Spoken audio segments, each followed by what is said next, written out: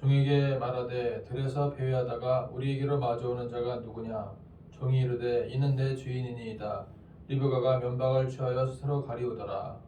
종이 그 행한 일을 다 이삭에게 아뢰매 다 같이 읽겠습니다. 이삭이 이삭이 리브가를 인도하여 고친 고친 사라의 사라의 장막에 장막에 드리고 그를 취하여 아내로 삼고 사랑하였으니 이삭이 그의 어머니를 장례한 후에 위로를 얻었더라. 아멘. 오늘 말씀은 이삭을 위한 결혼 준비, 이삭을 위한 결혼 준비라는 제목이 되겠습니다.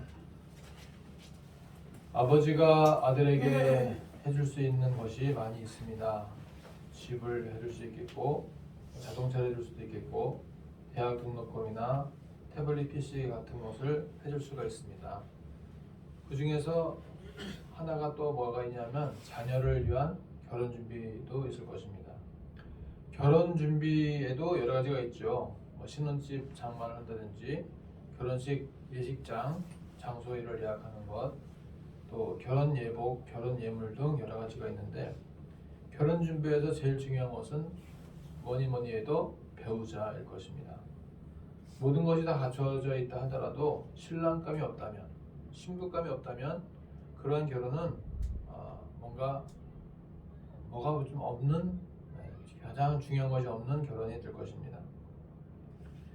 자, 내 아들이 결혼한다고 했을 때, 우리 바울이 요한 요셉이 결혼한다고 했을 때 제일 큰 관심사는 무엇일까요?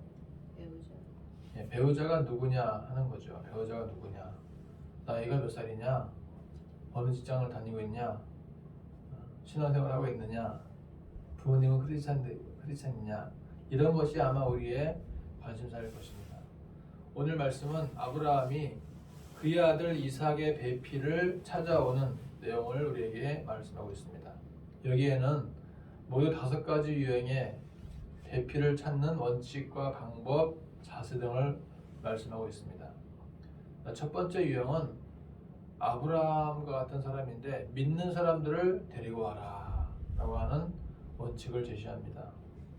오늘 말씀 가운데에서 1절부터 9절까지의 내용이 바로 첫 번째 유형에 해당하는데, 아브라함이 이삭을 낳을 때에는 몇 살에 낳았어요? 100세. 100살에 낳았어요. 사라는 그 당시에 나이가 90세였습니다. 그것도 하나밖에 없는 외아들이었어요. 그러니 그 이삭을 얼마나 애지중지 잘 키웠겠습니까? 더군다나 그 이삭의 나이가 이제 10대, 20대 초반쯤 되었을 때 갑자기 하나님께서 모리아 산으로 데리고 가서 그 아이를 죽여서 나에게 바쳐라 라고 했을 때 그 이삭을 거의 죽이다시피 거의 죽었다 살아날 정도로 그렇게 하고 나서 죽지 않은 아이가 바로 이삭이었습니다. 그래서 아브라함은 이삭을 위해서 많은 것을 했지만 가장 중요한 것 중에 하나가 바로 배우자를 선택하는 것을 자기의 생애의 마지막 이제 내 사명이다 라고 생각했던 것입니다. 이제 아브라함의 나이가 137세쯤 되니까 그 당시에 부인이 죽고요. 부인이 127세 죽었어요. 그리고 나니까 이제 뭔가 내 아내도 없고 내 자식이 아내도 없고 하니까 자기 자식을 위해서 배우자감을 찾게 된 것입니다. 아브라함이 아들의 배우자감을 골라줌에 있어서 기준이 하나 있었어요. 그 기준은 무엇인가? 이방인이 아닌 내 고향과 친척 가운데에서 내 아들의 배우자감을 찾아오는 것입니다. 아브라함 사실은 자기의 이복 누이였던 사라와 결혼했었고요. 그리고 라헬도 자기의 사촌 동생인 라헬과 결혼했었고, 하다 보면은 그 당시에 어떤 결혼의 풍습은 친척과 친지 가운데에서 고향 땅에서 결혼하는 것이 굉장히 일반적이었다라는 것을 우리는 알 수가 있습니다. 여기에는 이 아브라함의 그 생각 가운데 나는 반드시 내가 택한 백성, 하나님 백성 가운데에서 내 배우자감을 찾겠다라고 하는 그런 선민 사상이 있었던 것입니다. 선민 혈족 보존 사상, 이런 말이 있는지 모르겠지만 제가 만들어 봤어요. 선민 혈족 보존 사상, 이러한 그 사상이 아브라함에게 있었던 것입니다.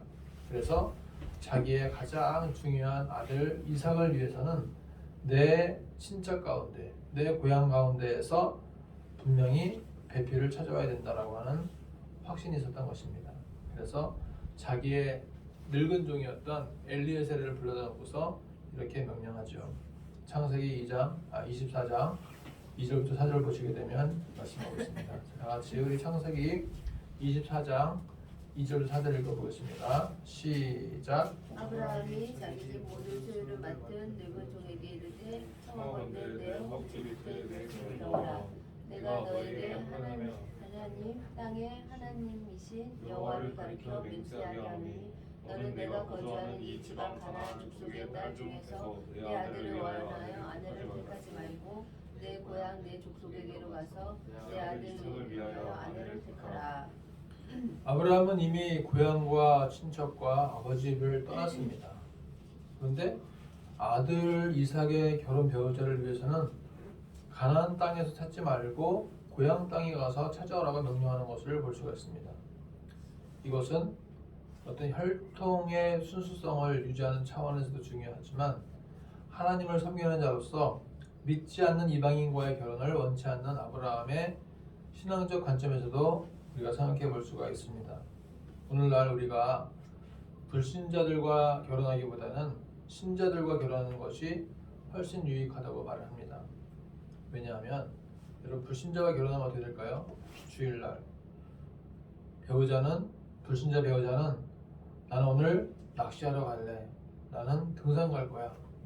근데 신자인 배우자는 나는 교회 가야 돼. 예배 드려야 돼. 서로 맞지 않을 수가 있죠. 그리고 이제 명절이 되면은 불신자 배우자는 나는 조상에게 제사를 드려야 돼. 제사장 봐와야 돼. 라고 말을 하는데 신자 배우자는 나는 제사 드리지 않아. 나는 예배만 드릴 거야. 하면서 서로 맞지 않게 되는 것입니다. 그래서 여러 가지 이유 때문에 신자들은 믿는 자들과의 결혼을 적극 추천합니다. 사도 바울이 이런 말을 한 적이 있어요. 배우자를 내가 혹 믿게 할 수 있다면, 불신자 배우자라도 내가 믿게 할 수만 있다면 그런 경우는 데리고 와라 라고 얘기하지만 그것은 굉장히 특수한 경우이고 일반적으로는 믿는 자들끼리 결혼하는 것을 우리는 성경적이라고 말을 합니다. 아브라함도 이방인이 아닌 하나님을 잘 섬기는 같은 혈족 내에서 아들의 배우자를 찾은 것입니다. 자, 그렇다면 아들 이삭을 위한 결혼 준비는 왜 갑자기 하게 되었을까? 사라가 127살에 죽었죠. 그리고 아브라함은 그때 나이가 137세였습니다. 자, 부인도 잃었어요. 자기 아들도 배우자가 없어요. 그러니 그 아들 이삭이 지금 나이가 벌써 37살이에요. 그러니까 이제 40살 되었을 때 자기의 사라의 어떤 부재, 공백 그것을 자기의 아들의 배우자를 통해서 어느 정도 채우고자 했던 것입니다. 그래서 집에는 항상 엄마가 있든지 아내가 있든지 며느리가 있든지 있어야 되는 거죠. 창세기 24장 67절 읽어볼까요? 창세기 24장 67절 읽어보겠습니다. 67절 시작. 이삭이 리브가를 인도하여 그의 어머니 사라의 장막으로 들이고 그를 맞이하여 아내로 삼고 사랑하였으니 이삭이 그의 어머니를 장례한 후에 위로를 얻었더라. 그러니까 이제 3년간은 어떠한 그 사라를 잃은 슬픔 가운데 빠져 있었지만은 그 3년이 지난 다음에 이제 이삭이 아내를 맞이함으로써 어떠한 그 배우자에 대한 충족감 그리고 아브라함은 자기의 아내를 잃은 허전함에서 자기의 며느리를 맞이하는 그런 가운데에서 뭔가 보상을 받게 된 것입니다. 자, 아브라함은 아내를 사별한 다음에 38년간이나 분명히 리브가라고 하는 며느리를 통해서 뭔가 이렇게 공양을 받고 잘 존중받았을 것입니다. 아브라함은 아들 이삭을 위해서도 베빌감을 준비했지만 그것은 자기 자신을 위한 것이기도 한 것입니다. 아브라함에게는 종들이 많이 있었어요. 그러나 좋은 종이고 며느리가 있어야만 그리고 이삭에게도 아내가 있어야만 그 가정이 더욱더 온전해질 수가 있는 것입니다. 자, 두 번째 유형 첫 번째 유형이 믿는 사람을 택하라라는 유형이고요. 자, 두 번째 유형은 배우자를 찾을 때 표적 기도를 하는 유형이 있습니다. 표적 기도. 따라서 해볼까요? 표적 기도. 표적 기도, 표적 기도. 표적 기도. 표적 기도라고 하는 것이 무엇인가? 아브라함의 종인 엘리에셀이 이삭을 위해서 결혼 준비를 할 때에는 어떻게 했는가를 보겠습니다. 이제 엘리에셀은 아브라함이 명령을 하자, 그래서 이방인에게 가지 않고 아브라함의 동생인 나홀의 아들 부두엘의 집에 가서 이삭의 배필감을 찾게 됩니다. 이때 엘리에셀이 기도를 먼저 하죠. 하나님, 이삭의 배우자를 순적하게 만나게 해 주시옵소서라고 기도합니다. 이러한 기도를 우리는 엘리에셀의 표적 기도라고 말합니다. 표적 기도라고 하는 것이 뭐냐면 사인 기도라는 것인데, 어떤 상황이나 사람에 대해 특정한 상황이 발생하면 하나님의 뜻을 알겠다는 기도를 표적 기도라고 합니다. 예를 들면 이런 거죠. 하나님, 우리 집이 이제 이사를 가야 될 때가 다가오고 있습니다. 어떻게 하면 좋을까요? 기도를 막 해요. 기도를 하고 있는데 어느 집을 딱 봤는데, 하나님, 그 집을 내년 1월까지도 아무도 계약하지 않는다면은 우리가 계약하겠습니다. 하나님의 뜻을 알겠습니다. 이런 기도가 표적 기도예요. 그러니까 표적 기도라고 하는 것은 장단점이 있기도 한데, 우리가 이 엘리에셀의 표적 기도는 그가 평소에 아브라함의 그 신앙을 본받아서 믿음이 있는 가운데 그러한 표적 기도를 했던 것입니다. 그런데 하나님을 경외하지도 않고 믿음 없는 사람이 자기 좋을 때만, 자기 유리할 때만 기도한다면 그런 표적 기도는 잘 이루어지지도 않을 뿐더러 그러한 표적 기도는 확률상 거의 맞지 않는 기도라고 할 수가 있겠습니다. 자, 우리 대표적으로 기드온의 표적 기도를 보겠습니다. 사사기 6장 보시게 되면 기드온이 미디안군이 막 공격해 오자 이렇게 기도해요. 하나님, 제가 만약에 사사로 부름받은 것이 확신하다면 제가 이제 시험해 보겠습니다. 오늘 밤에 양털에만 이슬이 묻고 다음 날에는 온 지면에 이슬이 맺지 않게 해주옵소서라고 기도합니다. 그때 정말 그 다음 날 보니까 양털에만 이슬이 다 맺혀 있고 온 지면은 이슬이 없었어요. 그 기도가 생각하기에, 야, 하나님께서 내 기도를 들으셨구나. 내가 이스라엘의 사사로 부름받은 것 같다 라고 생각을 했던 것입니다. 그런데 기도원이 또 한 번 기도해요. 하나님, 한 번만 더 기도하겠습니다. 이번에는 양털만 이슬이 젖지 않고 온 지면에는 이슬이 젖게 해 주옵소서 라고 기도합니다. 그런데 정말 그 다음날 양털만 젖지 않고 온 땅이 이슬이 젖게 되었어요. 그래서 하나님께서 정말 나를 이스라엘의 사사로 부르셨구나 라고 확신하게 되었고, 그때부터 기드온이 300명의 용사와 함께 미디안군을 물리치게 되었다는 것입니다.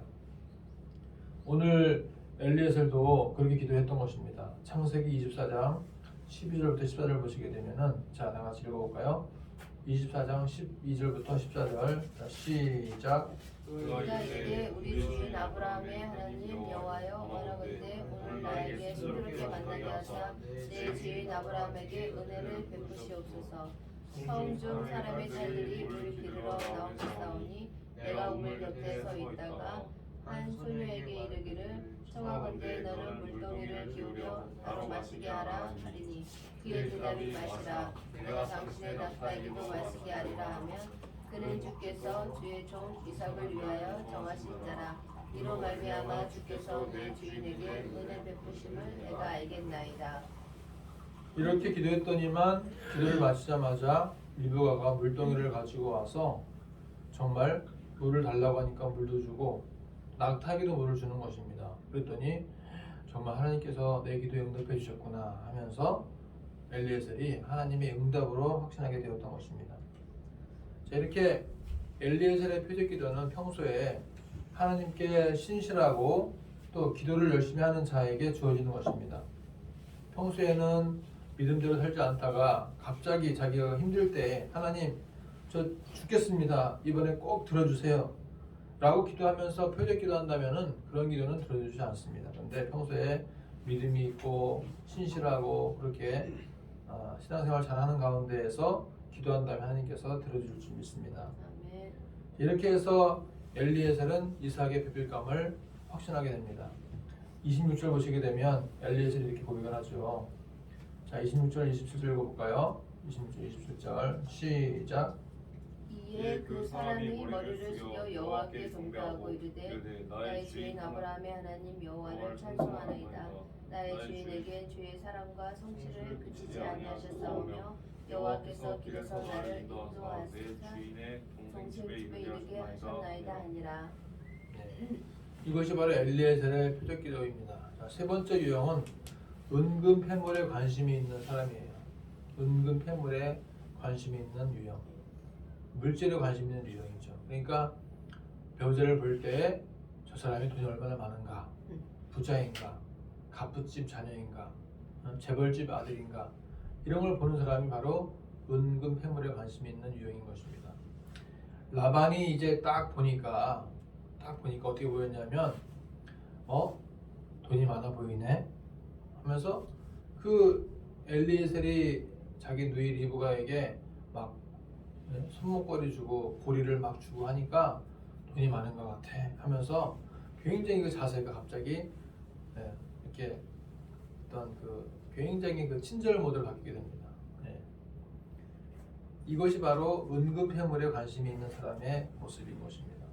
세상적인 모습, 물질 만능주의에 쩌들어 있는 모습인 것입니다. 자, 29절, 30절 보시게 되면은 라반의 태도가 어떻게 공손해졌는가, 어떻게 정중해졌는가를 알 수 있는데요.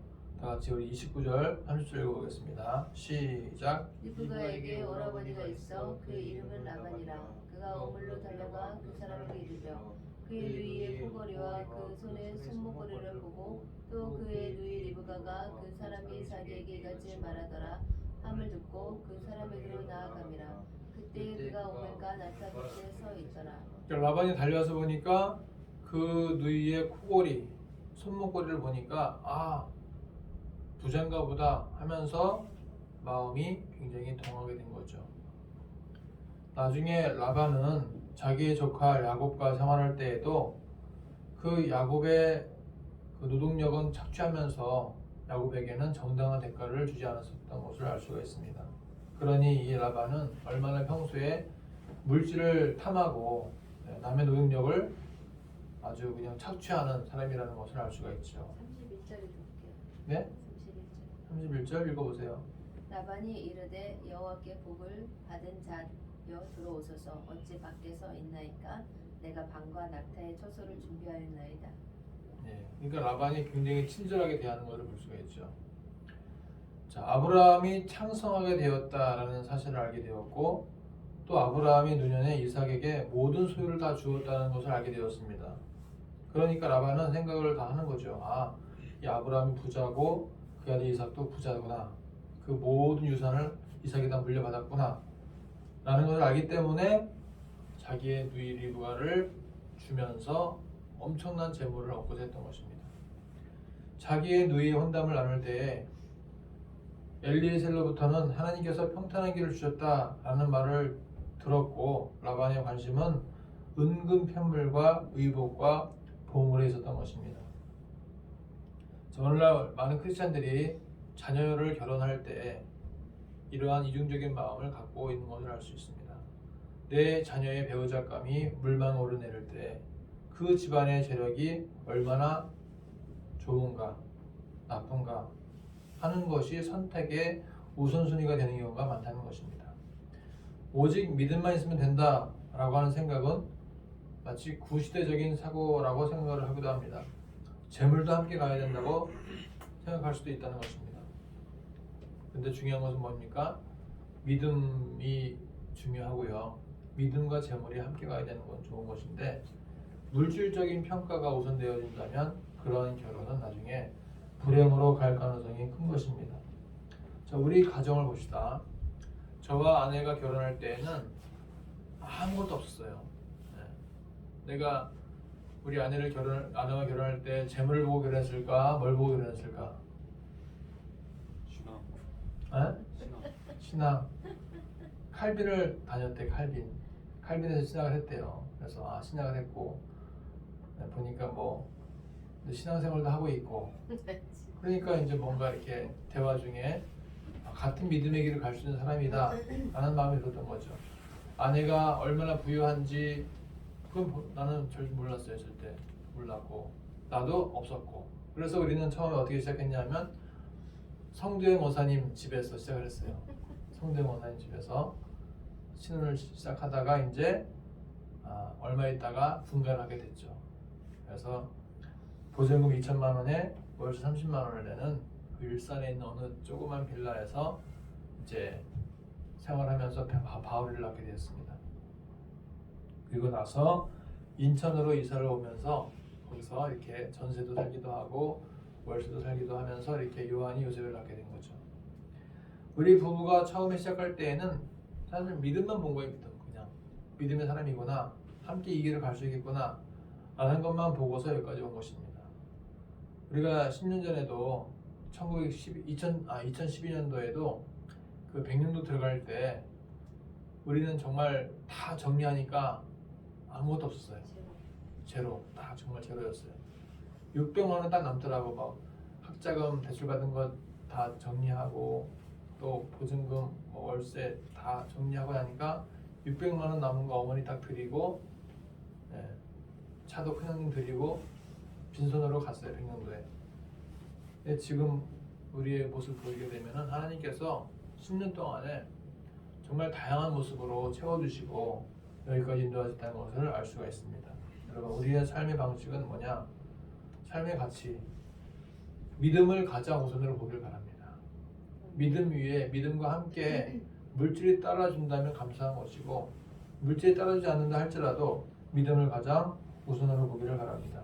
자, 네 번째 유형이 있습니다. 네 번째 유형은 뭐냐? 즉각적인 결단을 하는 거죠. 이제 리브가의 자세를 볼까요? 리브가는 지금 어떤 상황이냐면 엘리에셀의 행동을 봤어요. 말도 들었습니다. 자기 오빠 라반이 하는 것도 봤어요. 이것은 내가 어떻게 할 수가 없구나, 무조건 가야 된다 라고 하는 하나님의 인도하심을 느낀 거죠.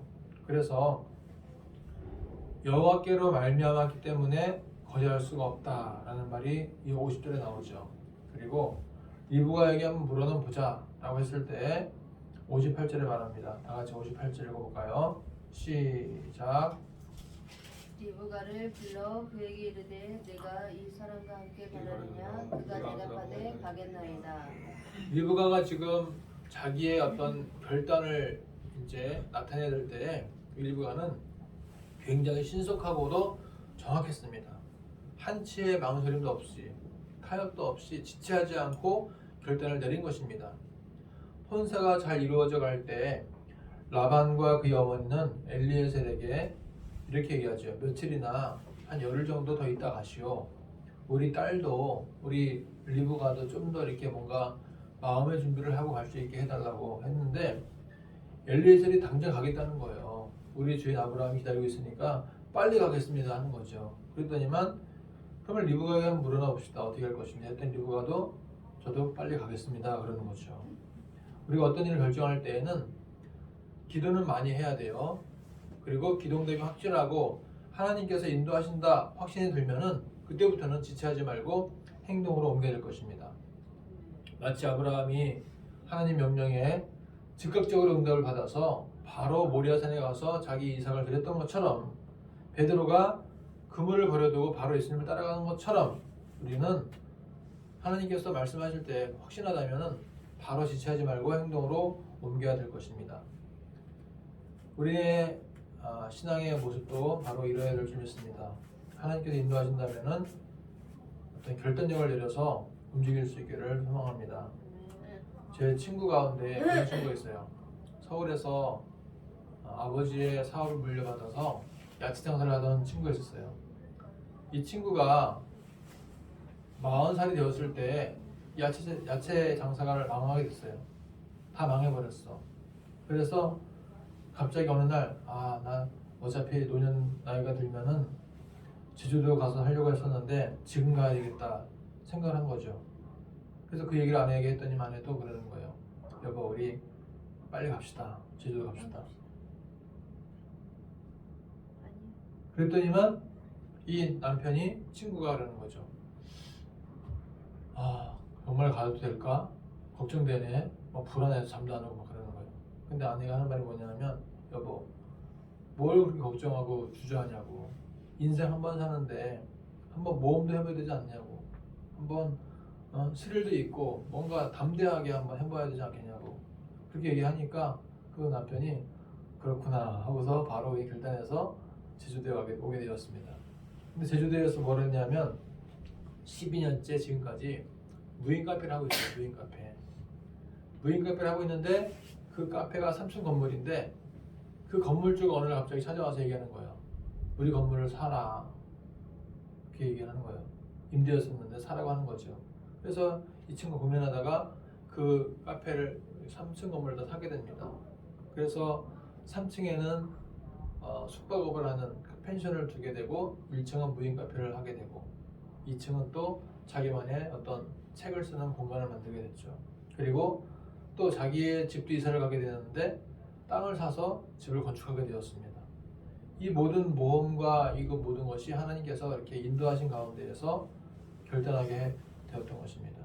자, 하나님이 인도하실 때에는 과감하게 도전해 보는 것도 필요하다라는 것입니다. 자, 마지막 5번째 유형 보겠습니다. 묵상하며 기다리는 이삭의 유형입니다. 이삭은 결혼 준비할 때 묵상을 하고 있었습니다. 자, 우리 같이 63절 읽어볼까요? 63절 시작. 이삭이 묵상하다가 눈을 들어보매 낙타들이 오는지라.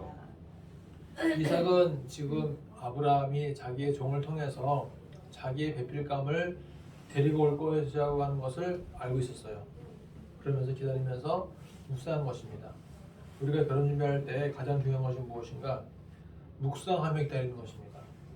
하나님께서 어떤 사람을 배우자로 정해주셨는가 기대하는 마음으로 말씀을 묵상하며 기도하는 것이야말로 하나님의 인도하심을 받는 좋은 길이 될 것입니다. 자, 말씀 마치겠습니다. 이 말씀을 정리하겠습니다. 결혼을 준비한 5가지 유형입니다. 첫 번째는 아브라함의 마음. 아브라함의 유형은 뭐냐? 같은 믿음의 혈족에서 찾아라. 두 번째, 엘리에셀의 유형은 무엇입니까? 표적 기도를 통해서 하나님의 뜻을 발견하는 것입니다. 세 번째, 라반과 그의 어머니는 재물을 보고 판단하는 것입니다. 네 번째, 리브가는 어떠한 결정을 할 때는 단호하게 결단을 내리는 것입니다. 다섯 번째, 이삭의 유형은 묵상하며 하나님의 인도하심을 받는 것입니다. 자, 우리는 여러분들은 어떠한 유형에 속하고 있습니까? 바울이는 어떠한 유형에 있기를 바라죠? 바울이는? 어떤 유? 네, 5가지 중에서 어떠한 뭐 중복돼도 괜찮고 뭐 아브라함의 유형, 엘리에셀의 유형, 뭐 이삭의 유형, 리브가의 유형, 라반의 유형 중에서 뭐 누구의 유형인지 아니면 뭐 2개, 3개가 같이 겹쳐 있는지도 얘기해 괜찮아요. 제 유형을 따르겠습니다. 너의 유형 어떤 건데? 어떤 방식의 유형? 그러니까 어떤 주제에 대한 유형? 성경에서 말하는 아브라함은 믿으겠지. 그러니까 이제 성경에서 말하는 그 배우자를 선택함에 있어서의 내가 취하는 방식에 대해서 찾는 거죠. 어떤 유형인지. 아까 얘기했잖아. 아브라함은 기도하면서 구하는 유형. 아브라함은 믿음의 배우자를 찾는 거고, 음. 예. 두 번째 엘리에셀은 표적 기도를 하면서 찾는 거고. 근데 이것이 보면은 사실은 5가지가 다 있어요. 우리에게는 물어봐요. 5가지가 다 있는데 그 한 가지만 딱 골라라라고 하게 되면은 가장 중요한 것을 하나 선택할 수 있겠죠. 그 중에서 우선순위에 따라서 요한이는 뭐 묵상하는 유형이 제일 중요하다라고 말할 수 있겠고, 셋별이는 예를 들어서 뭐 돈 많은 남편이 좋겠습니다.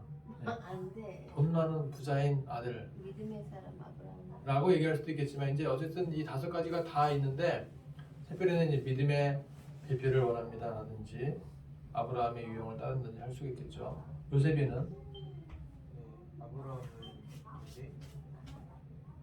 자기가 원하는 거를 기도한 거 아니에요? 무슨 소리? 아니 방금 말했잖아. 아브라함이 그 뭐지? 믿음 신앙인 사람과 결혼하기를 원하고.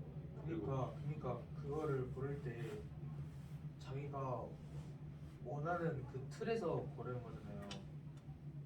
저는 꼭 신앙은 아닌데 뭐지? 뭐 아브라함처럼